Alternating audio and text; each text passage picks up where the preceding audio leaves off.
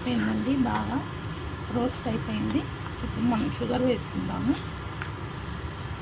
Sugar వేసి బాగా కలుపుకోవాలి. షుగర్ వేస్తున్నానండి.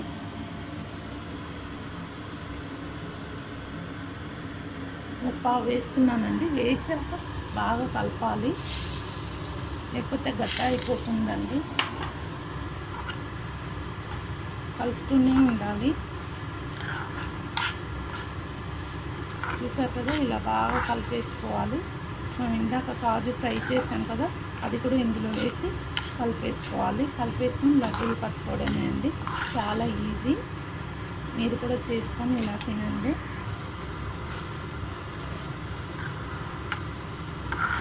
చూస్తున్నారు కదండి, బాగా షుగర్ అంతా వేసేసాను.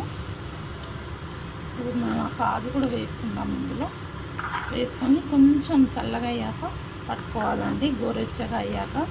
ఇప్పుడు చాలా వేడిగా ఉంటుంది కదా. ఇప్పుడు ఈ కాజు కూడా వేసేసుకుందాం. ఇందులో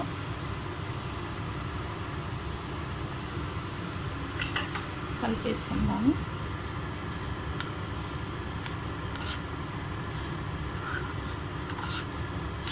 చాలా బాగా కమ్మగా ఉంటుందండి.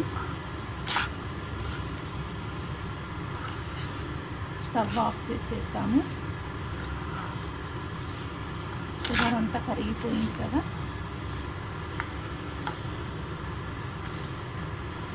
చూసారండి, చాలా ఈజీ ప్రాసెస్. మీరు కూడా ఇలానే చేసి మీ పిల్లలకి పెట్టండి, చాలా ఇష్టంగా తింటారు.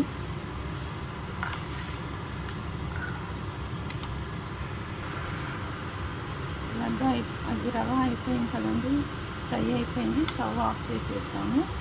స్టవ్ ఆఫ్ చేసానండి. ఇది పక్కకు పెట్టుకుందాము.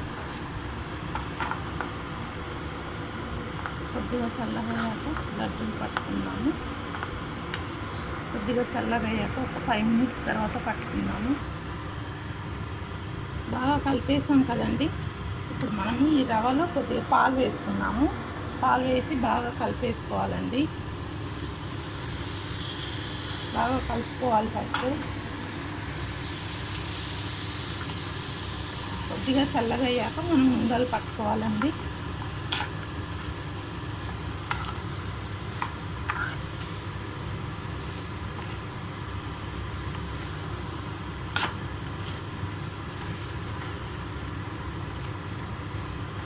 మనం స్టవ్ ఆఫ్ చేసేద్దామండి. కొద్దిగా చల్లగా అయ్యాక మనం ఉండలు పట్టుకున్నాము. వేడిగా ఉంది కదా, పాలేసి కలిపేసామండి. ఇప్పుడు ఉండలు పట్టుకోవడమే అండి. కొంచెం చల్లగా కావాలి. చల్లగా అయ్యాక మనం ఉండలు పట్టుకుందాము. కొద్దిగా గోరెచ్చగా అయిందండి, మనం ఉండలు పట్టుకుందాము. నెయ్యి బాగా వేసాం కదా, మంచిగా పట్టడానికి వస్తుంది. చూస్తున్నాం కదా.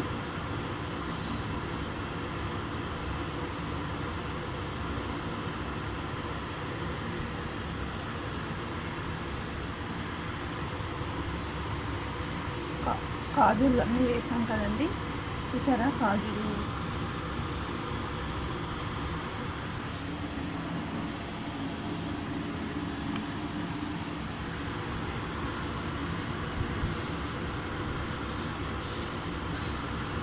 వేడిగా ఉంటుంది, కొంచెం చల్లగా అయితే బాగుంటుంది.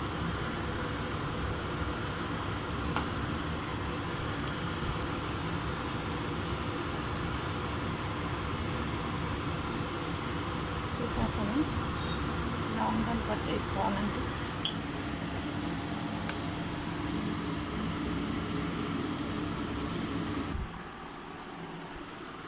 చూసారు కదండి, లడ్డూలు ఇలానే ఒక్కొక్కటి చేసుకోవాలి. మీరు కూడా ఇలానే చేసి తినండి. Thank you.